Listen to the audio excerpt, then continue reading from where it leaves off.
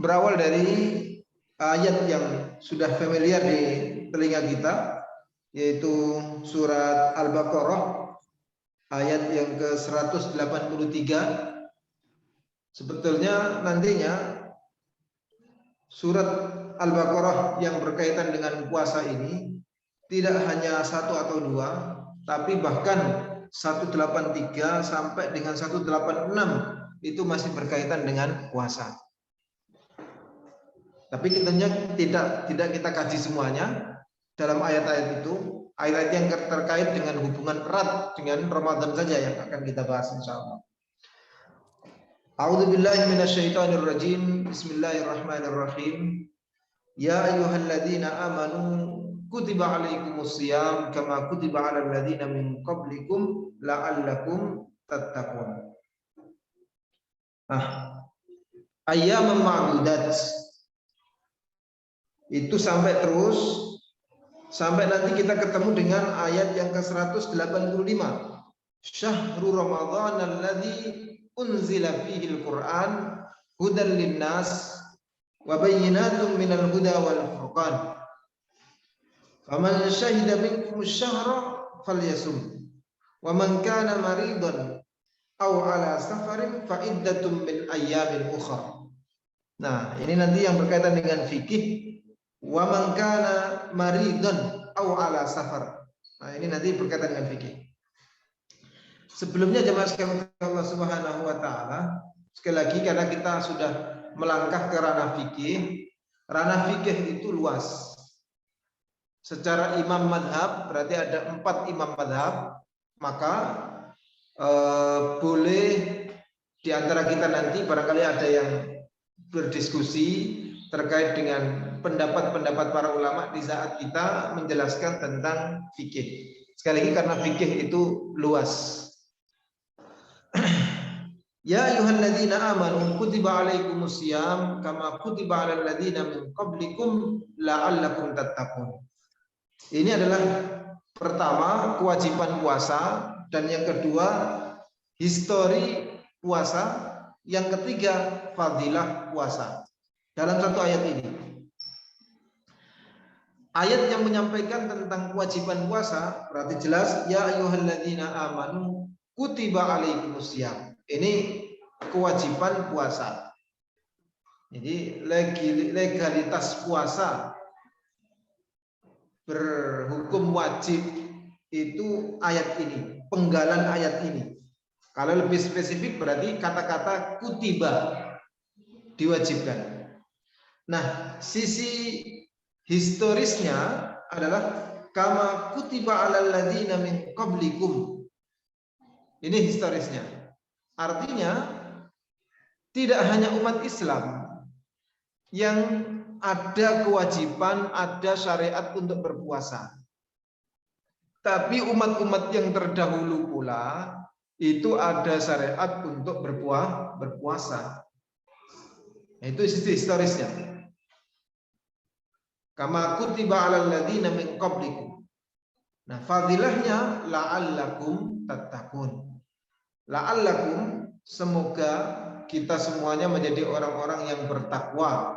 Semoga orang-orang yang berpuasa itu endingnya akan menjadi orang-orang yang bertakwa. Nah, semoga di sini jemaah sekalian, kalau di dalam Al-Qur'an itu berarti semoga yang bersifat pasti. Pasti. Bukan menjadi doa, enggak, tapi sudah menjadi kepastian. Siapapun yang melaksanakan puasa itu didasarkan atas keimanan kepada Allah Subhanahu wa taala dan berharap pahala dari Allah Subhanahu wa taala, maka endingnya adalah takwa. Fadilahnya, keutamaan dari puasa itu agar orang itu bertakwa. Jadi jamaah sekalian Allah Subhanahu wa taala, ini ayat yang ke-183.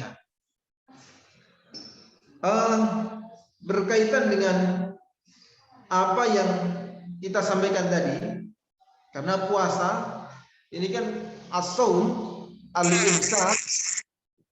Halo. Al-imsak min al-fajr ila ghurubis syams.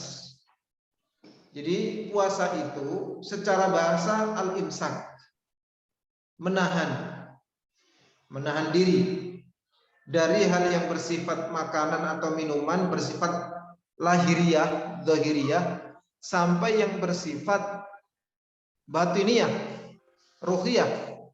Jadi puasa tidak hanya dari makan dan minum, menahan dari makan dan minum, tapi tentunya dari hal-hal yang bisa merusak pahala puasa.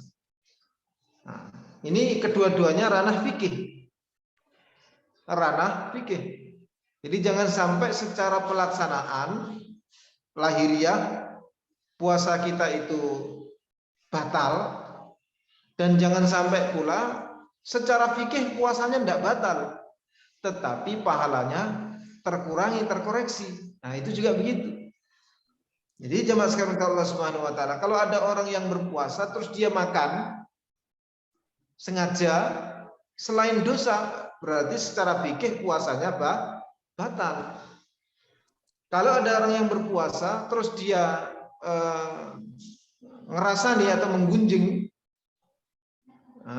gosip, secara hukum fikih puasanya tetap bisa sah, tetapi pahalanya terkoreksi. Kenapa? Karena dia melakukan gosip. Nah, ini yang kita sampaikan tadi. Jadi puasa itu kedua-duanya, dari segi lahiriah ataupun dari segi ruhiyah, kedua-duanya harus bisa diimsak, harus bisa di stop. Harapannya satu hari tersebut, setiap harinya itu seseorang itu sudah latihan untuk menjaga dirinya dari syahwat zahiriyah, syahwat yang nampak, makan, minum, berhubungan dengan istrinya, itu syahwat zahiriyah. Atau syahwat ruhiyah, ada ngumpul-ngumpul pengen gosip, ngumpul-ngumpul pengen untuk mengadu domba. Nah, itu ruhiyah. Nah, itu pun harus dijaga, sehingga dalam satu hari itu secara syahwat zahiriyah terbentengi, secara syahwat ruhiyah itu juga terlindungi. Jadi dan kedua-duanya sekali lagi itu masuk dalam hukum ranah fikih. Bisa mengurangi pahala, mengkoreksi pahala, atau bisa juga sampai membatalkan puasa kalau yang berkaitan dengan zahiriyah, lahiriah tadi. Nah, jamaah sekalian Allah Subhanahu wa taala, Syahrul Ramadan alladzi unzila fihil Quran. Nah, seperti yang kita sampaikan tadi, bahwa puasa itu identik dengan 3 ibadah. Meskipun tidak hanya ibadah itu enggak, tapi yang paling identik itu 3 itu. Salah satunya seperti yang disebutkan di sini, Syahrul Ramadan alladzi unzila fihil Quran. Jadi diturunkan di dalam Ramadan itu Al-Quran. Maksudnya 30 juz dari Lauh Mahfud ke Sama'ud Dunya itu adalah di saat Ramadan. Nah, makanya nuzulul Quran, nah itu kan di Ramadan. Jamaah sekalian Allah Subhanahu wa taala, dan Al-Quran itu sebagai hudal linnas wa bayyinatin minal huda wal furqan. Jadi sebagai petunjuk dan keterangan bagi orang-orang yang menginginkan hidayah dari Allah Subhanahu wa taala.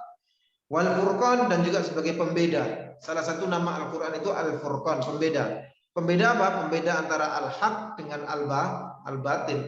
Ini yang hak, ini yang batil. Ini yang baik, ini yang buruk. Ini yang halal, ini yang haram. Itu Al-Furqan, pembeda. Nah, jemaah sekalian Allah Subhanahu wa taala, faman syahida minkum syahra falyasum. Ini syariat terkait dengan ru'yatul hilal. Nah, ini sudah mulai berkaitan dengan setiap tahun kita ini pasti menghadapi atau mengalami atau paling tidak membaca satu ru'yatul hilal ataupun hisab. Nah, ini kan masalah klasik di kita. Mana yang kita kedepankan sekarang? Nah, jamaah sekalian Allah Subhanahu wa taala, sesungguhnya yang ru'yah itu juga sunnah bagi yang memang mampu untuk ruqyah. Ruqyah bukan ruqyah. Pakai hamzah. Kalau pakai qaf ruqyah berarti berkaitan dengan makhluk halus. Tapi kalau ruqyah melihat bulan, mengamati bulan, pergerakan bulan, itu namanya ru'yatul hilal. Nah, kalau di zaman Rasulullah SAW mungkin ya masih sederhana, masih gampang untuk bisa melihat bulan itu karena memang alam saat itu, kondisi alam saat itu memang ya memungkinkan untuk itu, sangat memungkinkan. Nah, sementara di era zaman seperti ini, sesungguhnya kedua-duanya juga memungkinkan. Yang hisab juga memungkinkan, yang ru'yah juga meskipun tidak langsung dengan mata telanjang, tapi juga sudah ada alat yang canggih. Maka jemaah sekalian Allah Subhanahu wa taala, tidak usah kita dipusingkan dengan masalah mana kita mengikuti yang mana, ru'yah atau hisab.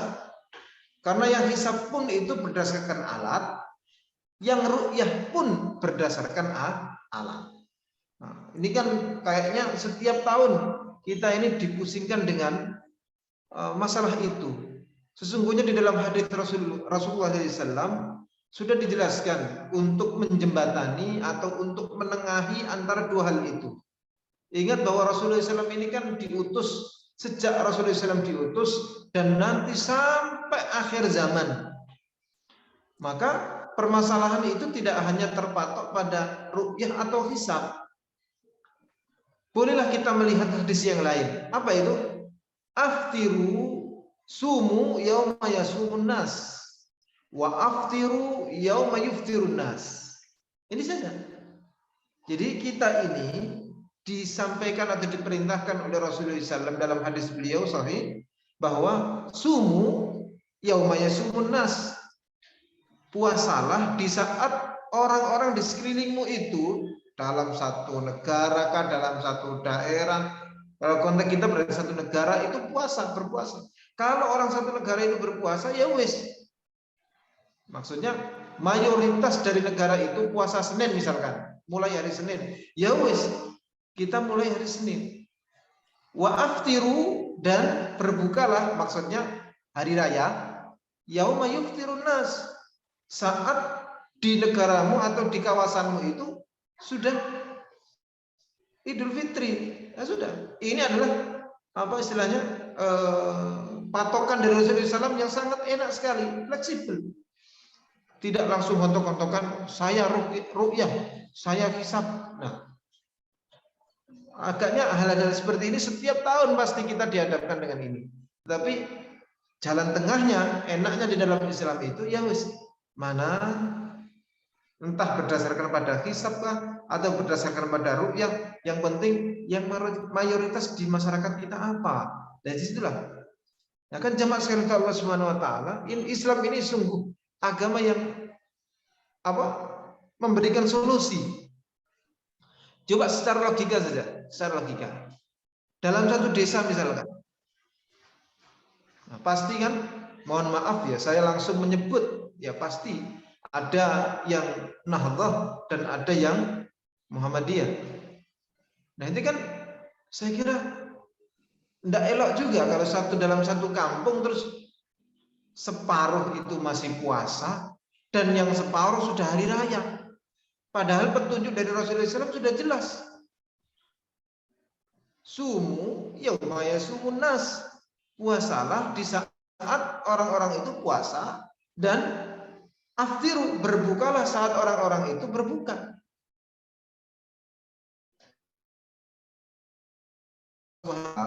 Faman syahida minkum syahra falyasum. Kalau orang di satu negara atau orang yang diamanati untuk ru'yah itu terlihat, satu saja terlihat, sebetulnya sudah puasa. Sore ini terlihat, berarti besok sudah puasa. Begitu saja, enteng. Kalau sore ini tidak terlihat, berarti besok itu masih ikmal, masih menyempurnakan. Gitu, gampang.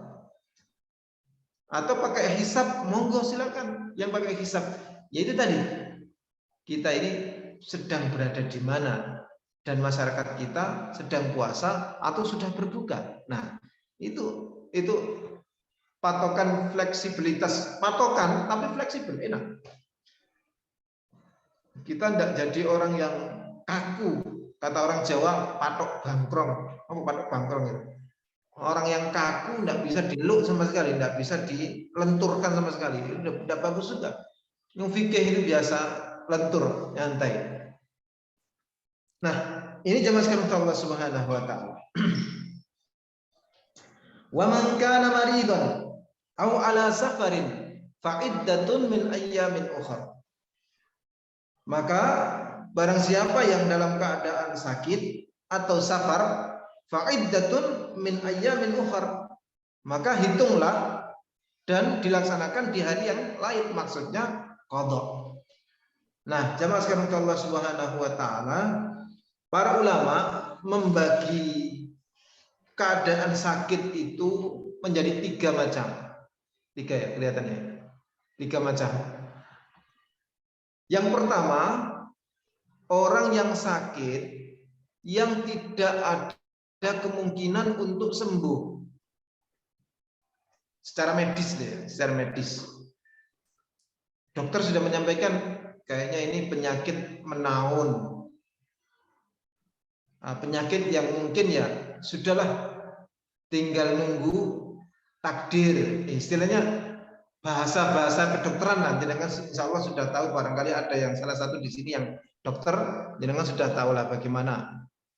Nah, kalau seperti itu jamaah sekalian Allah Subhanahu wa taala, maka seorang tersebut tidak mengqadha, tapi hanya membayar fidyah.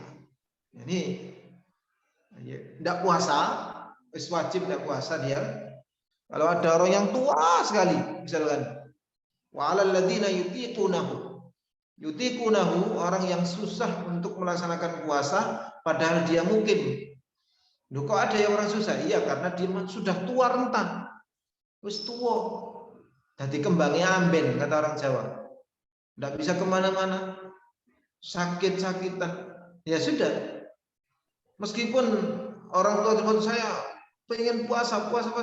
Tapi kalau memang fisiknya tidak mampu, karena tuanya, karena penyakitnya, sudah tidak boleh puasa. Terus bagaimana dia mengqadha? Tidak ada qadha. Dia hanya membayar fidyah. Nah, yang kedua adalah al-marid maradan yadurruhu as-shaum.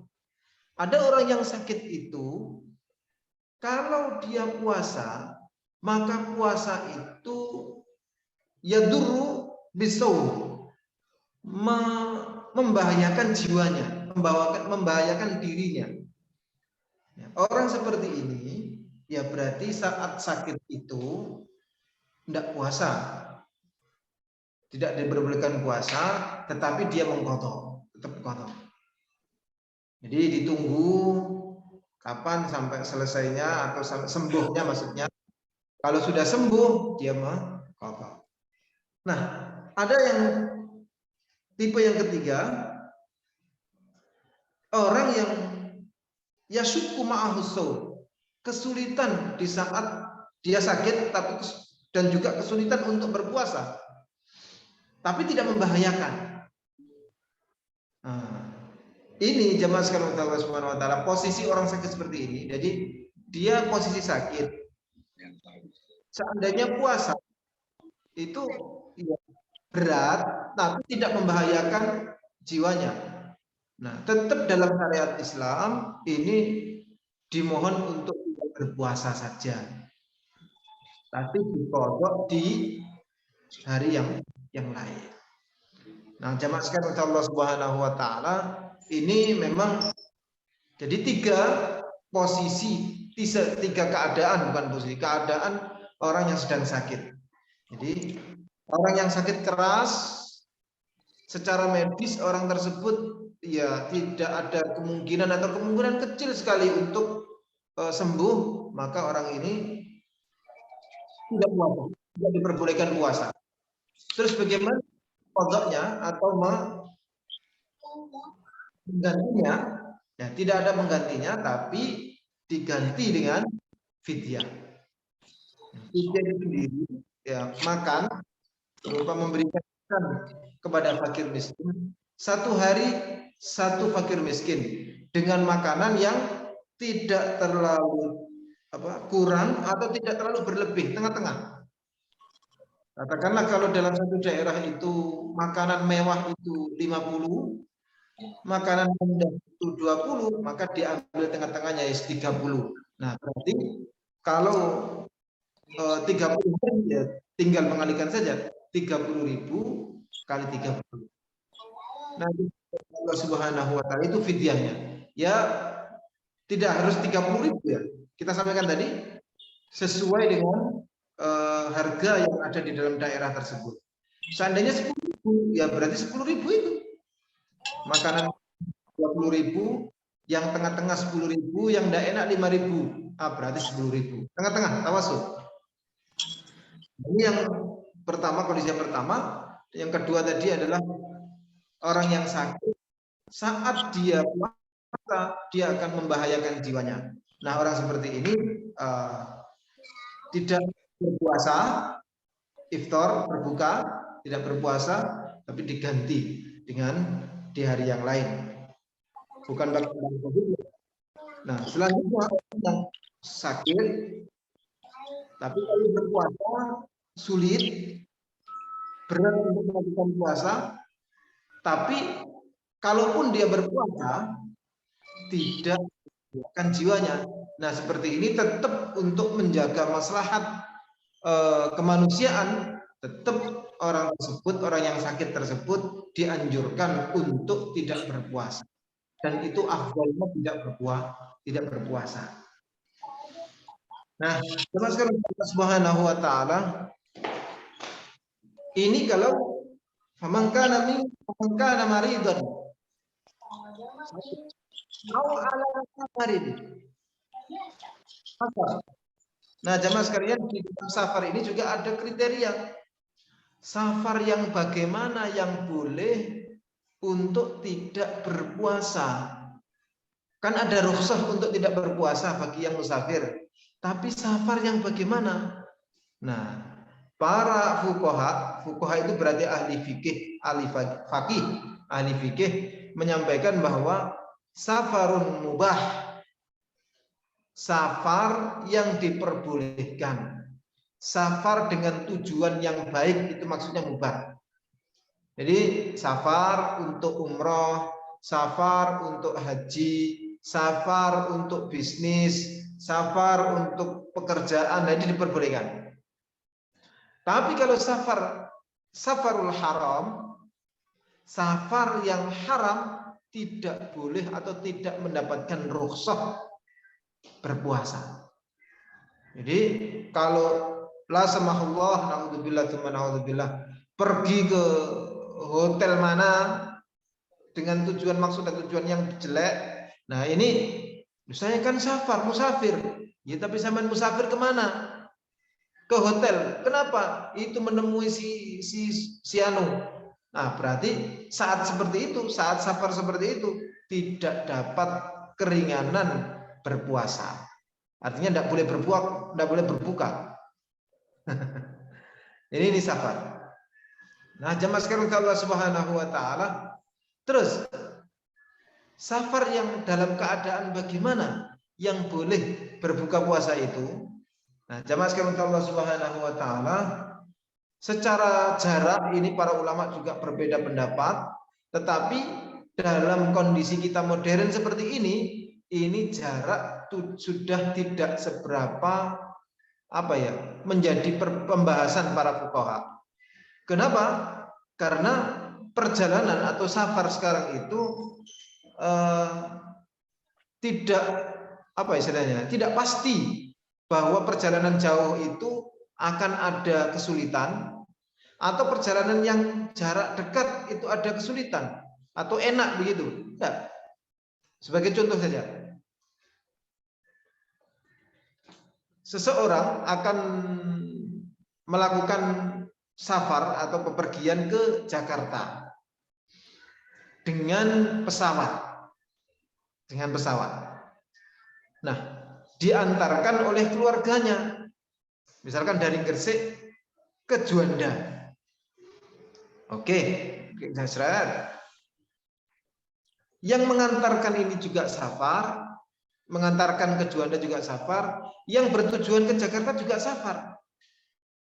Nah, saat balik, nah ini kan bisa jadi lebih dulu masuk rumah yang safar ke Jakarta daripada yang Juanda ke Gresik.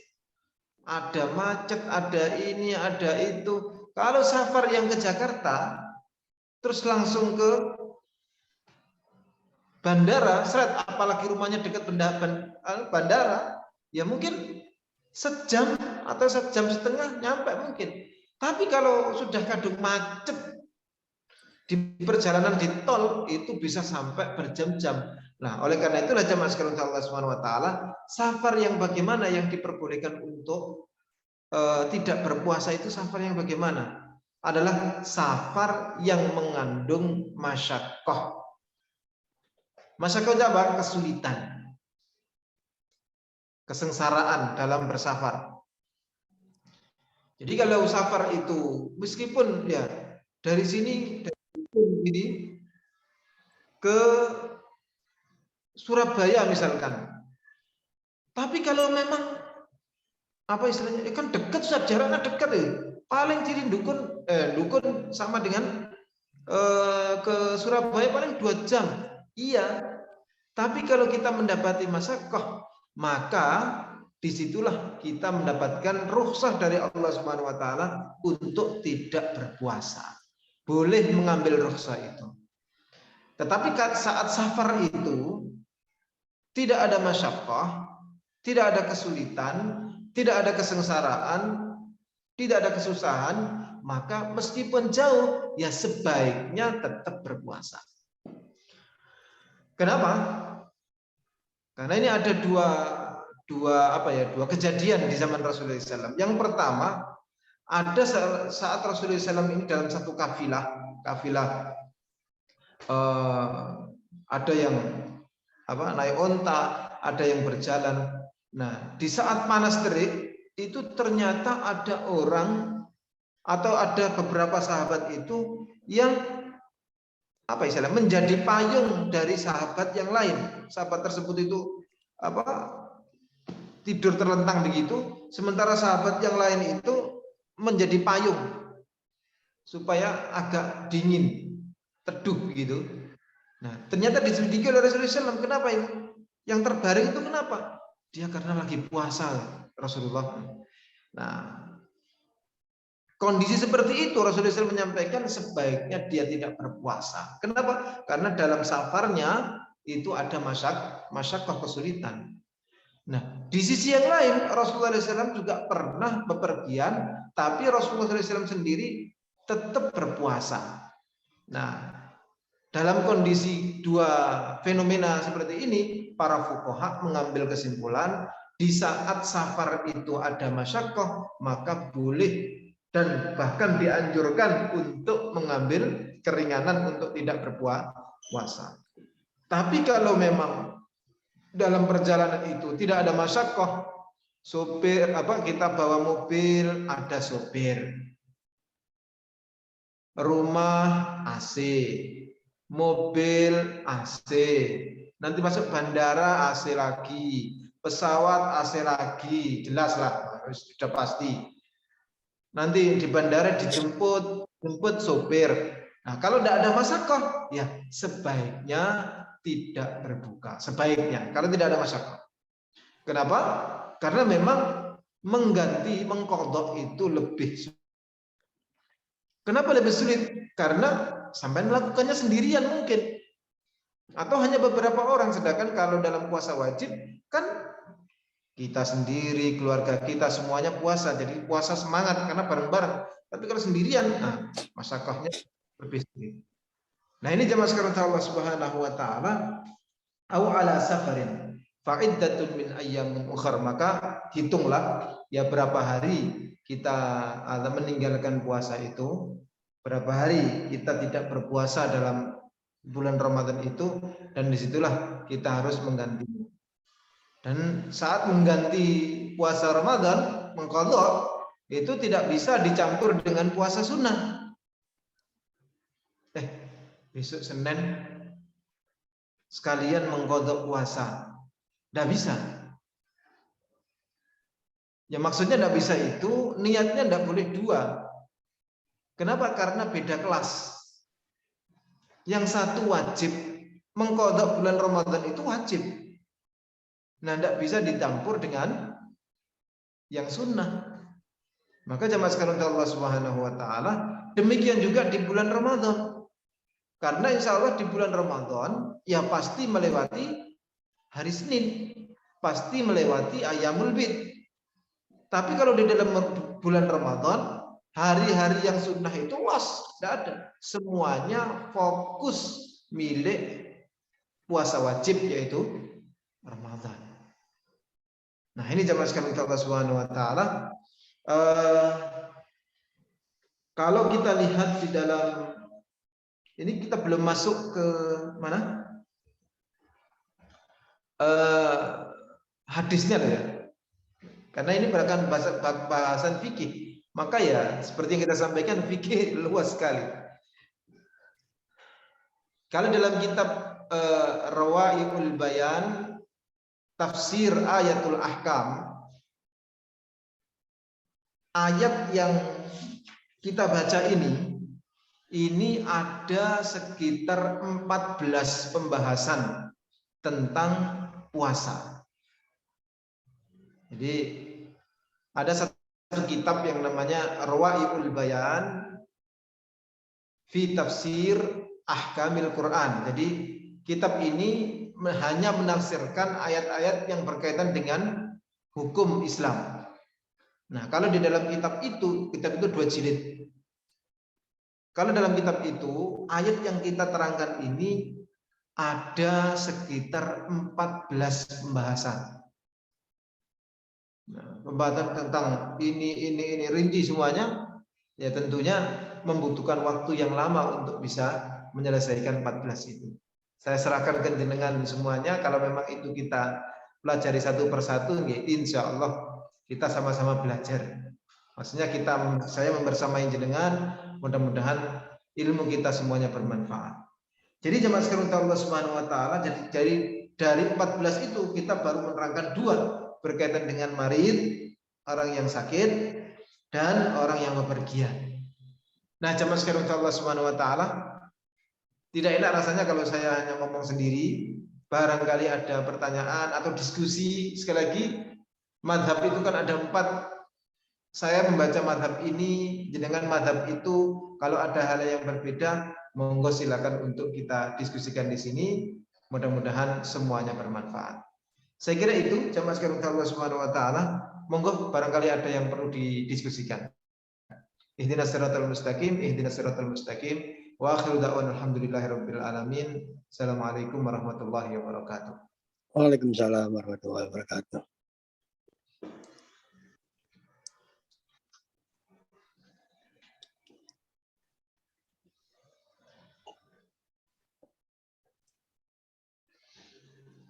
Halo, Assalamualaikum.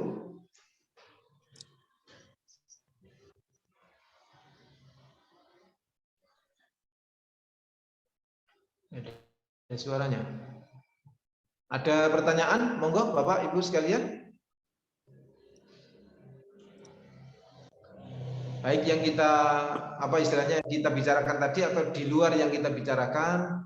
Kalau memang saya bisa jawab, insya Allah langsung saya jawab. Kalau memang tidak, berarti menjadi PR saya, insya Allah.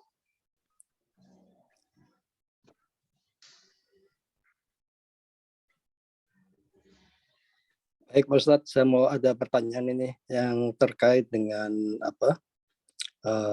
kalau kita lihat orang tua kita ya, seandainya umurnya pun sudah tua renta, tapi secara fisik dia tidak sakit, apakah dia tetap diwajibkan untuk tetap puasa atau boleh membayar fidyah?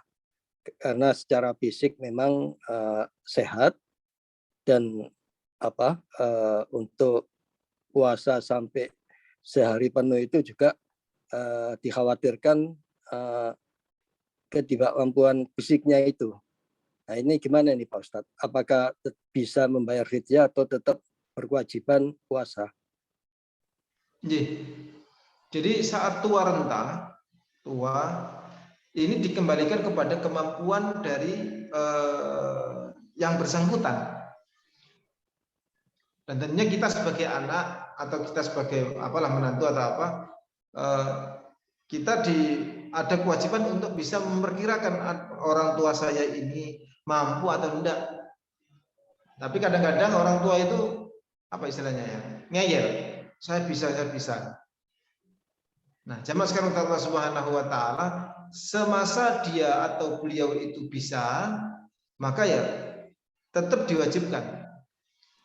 Tapi kalau nanti di tengah jalan atau 1 hari, 2 hari, 3 hari bisa, terus hari kelima misalkan atau hari keempat tidak bisa, jangan dipaksa. Ya sudah, tidak bisa. Kalau memang nantinya ketidakbisaan itu apa istilahnya, karena tua rentanya, ya beralih ke fidyah. Tidak dibebankan secara khusus bagi orang yang tua renta itu untuk mengqadha, kecuali tadi kembali ke yang bersangkutan, mampu atau tidak. Kalau tidak mampu, ya jelas, la yukallifullahu nafsan illa wus'aha.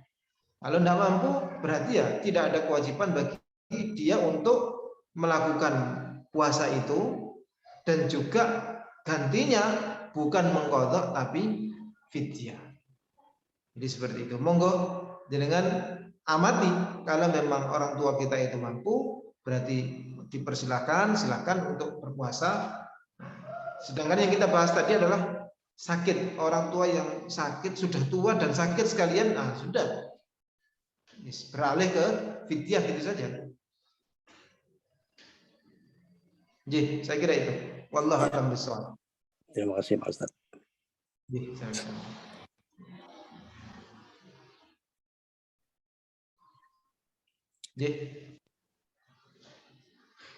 Tidak ada yang, mudah-mudahan nanti kalau ada, monggo silakan kalau ada pertanyaan misalkan di luar forum ini, kami mohon untuk disampaikan di luar forum, tidak apa-apa, nanti insya Allah saat pertemuan selanjutnya kita tinggal menjawab saja, mungkin dari WA atau apa, disampaikan di WA atau apa.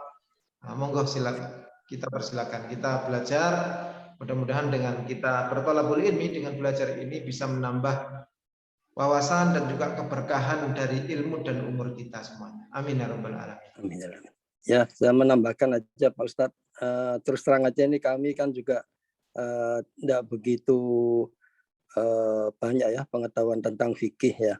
Apalagi yang Pak Ustadz jelaskan tadi begitu luas, dan mungkin memang secara pelan-pelan apa yang Pak Ustadz sampaikan tadi, ada 14 pembahasan yang disampaikan tadi, yang mungkin itulah yang bisa kita harapkan bisa menambah ilmu untuk bisa lebih tahu banyak terkait dengan fikih itu. Mungkin di lain kesempatan kalau sudah selesai babnya, mungkin ganti yang lain kan gitu Pak Ustadz ya. Itu aja yang saya ingin tambahkan Pak Ustadz. Terima kasih Pak Ustadz. Mas Muhammad. Assalamualaikum. Waalaikumsalam. Waalaikumsalam warahmatullahi wabarakatuh. Mas Mama ada pertanyaan? Enggak. Tua renta terus enggak bisa membayar fidyah gimana? Tua renta tidak bisa fidyah. Tidak bisa membayar fidyah. Ya, kan dia misalnya orang nggak mampu terus tua renta kan nggak bisa puasa. Nah, itu. Ya. Jadi kalau tidak ada apa istilahnya ahli warisnya, misalkan tua renta, tidak punya anak, punya apa, ya berarti hakim yang ada di situ atau orang yang apa istilahnya bisa pemerintah desa di situ, atau kalau memang tidak bisa ya sudah gugur. Banyak bertaubat kepada Allah Subhanahu wa taala, banyak-banyak beristighfar kepada Allah Subhanahu wa taala. Bukan merupakan kesalahan, tetapi karena memang tidak ada. Jadi jemaah sekalian Allah Subhanahu wa taala, contoh kisah saya di zaman Rasulullah SAW. Ada orang yang bukan berzina, bergaul dengan istrinya di siang Ramadan. Ini kan harus pertama memberikan budak. Kalau tidak seperti itu berarti puasa 2 bulan. Kalau tidak seperti itu, tidak mampu maksudnya, berarti memberikan 60 fakir miskin, memberikan makan. Nah, orang sahabat tersebut lapor kepada Rasulullah, ya Rasulullah, saya sudah berbuat begini-begini, gimana ini? Ya wes, kamu punya budak. Ya, jangankan punya budak ya Rasulullah, kami ini miskin. Nah terus puasa 2 bulan. Jangankan puasa 2 bulan ya Rasulullah. 1 bulan saja saya melanggar, apalagi 2 bulan. Nah terus piye? Gimana? Akhirnya Rasulullah memberikan makan 60 fakir miskin. Ya Rasulullah, saya di kampung saya itu yang paling miskin itu saya, kata sahabat tersebut. Nah ya Allah, akhirnya Rasulullah tadi memberikan makanan kepada sahabat yang miskin tadi. Sudah bagikan kepada masyarakat yang ada di sekitarmu atau orang miskin yang ada di sekitarmu. Masih menyampaikan lagi, ya Rasulullah, sudah tak sampaikan tadi, yang paling miskin itu saya. Akhirnya Rasulullah SAW memberikan solusi yang paling akhir, ya sudah, yang saya berikan itu berupa makanan itu yang sejatinya untuk fidyah dan diberikan kepada orang fakir miskin yang lain itu wis pangan dewe, makan sendiri saja. Nah ini Allah Subhanahu wa taala salah satu hadis fi'liyah, hadis yang berupa gerakan ataupun perbuatan yang dilakukan oleh sahabat dan disolusikan oleh Rasulullah SAW. Jadi kalau memang tidak ada yang memberikan fidyah, maka ya la yukallifullahu nafsan illa wus'aha. Allah Subhanahu wa taala tidak membebani kepada seseorang itu kecuali yang dia mampu. Jadi yang ada di fikih itu adalah teknis secara normal. Kalau tidak normal, ya kita mengambil yang ketidaknormalan itu. Misalkan tadi kita sampaikan fidyah itu 10.000 makan pertengahan. Tapi karena miskinnya dia hanya bisa memberi air, ya wis itu saja. Ya wis, air itu saja. Seperti yang Rasulullah SAW tadi, ya Rasulullah, saya ini paling miskin, tak berikan kemana? Ya wis, berikan ke keluargamu. Ke keluargamu, beri makan keluargamu itu dengan makanan yang saya berikan itu, kata Rasulullah SAW. Nah berarti jamaah sekalian Allah Subhanahu wa taala, begitulah solusinya. Kalau memang tidak ada sama sekali ahli waris yang bisa membackup atau membantu membayar fidyahnya, ya sudah. Semampunya membayar fidyah. Tapi kalau semampunya itu sudah tidak mampu juga, ya berarti banyak-banyak bersyukur kepada Allah Subhanahu wa taala, memperbanyak istighfar, memperbanyak taubat kepada Allah Subhanahu wa taala, bukan karena kesalahan, tapi memang karena itu adalah ujian dari Allah Subhanahu wa taala. Wallahu a'lam bishawab. Jadi seperti itu. Nggih, matur nuwun Pak Ustadz. Nggih.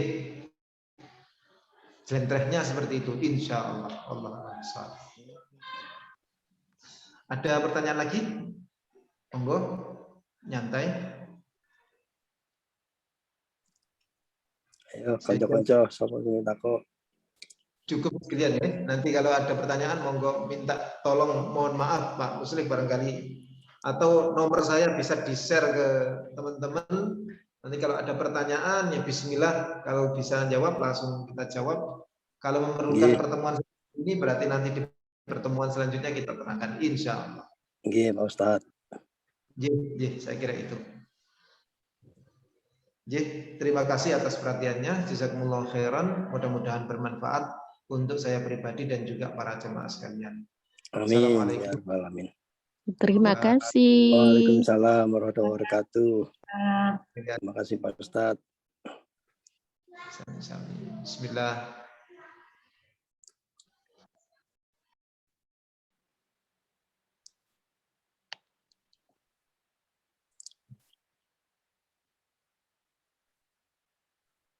Finish ini. Terima kasih. semuanya. Ya, ya makasih semua lagi mau istirahat sakit ya. Assalamualaikum warahmatullahi wabarakatuh. Selamat istirahat. Semoga Semoga lekas sembuh, sehat Amin. kembali. Ya, ya kecapean mungkin ya. kena COVID ini Sri. Oh, Oh, kenanya di mana? Di sana? Kenapa? Kenanya di Iya, di itu di Jeneponto. Oh, kenanya di sana ya. Iya. Waktu di Gresik sih alhamdulillah enggak. Berangkat ke Makassar kan juga insya Allah enggak. Karena negatif kan anunya, rapid testnya. Oh, Mungkin di Makassar, sampai di Makassar itu mungkin. gejalanya pilek ya? Gejalanya, Iya. keliengan kepala. Oh, Kepala keliengan, terus panas dalam, terus batuk-batuk. oh, Ya, mudah-mudahan sehat semua. cepat. Ya, iya. Ya. Untuk batuknya kencur sama ini, kencur sama jahe. Iya, udah ada dikasih sama dokter sih obatnya. Untuk minum hangatnya pakai jahe. Iya, kasih jahe sama madu. Ya, sama kencur itu. Jahe sama kencur sejempol gitu, itu diparut atau ditumbuk terus diambil airnya. Kasih air anget, terus tambahin ini apa sih? Waktu mau minum tambahin garam dikit. Iya, nek gawe-gawe ya repot kabeh. Kan nggak gawe dhewe toh? Iya. Sing instan ae, golek sing instan ae. Ya, suwun ya. Iya, iya. Ya, assalamualaikum warahmatullahi wabarakatuh. Waalaikumsalam. Semuanya. Ya, assalamualaikum.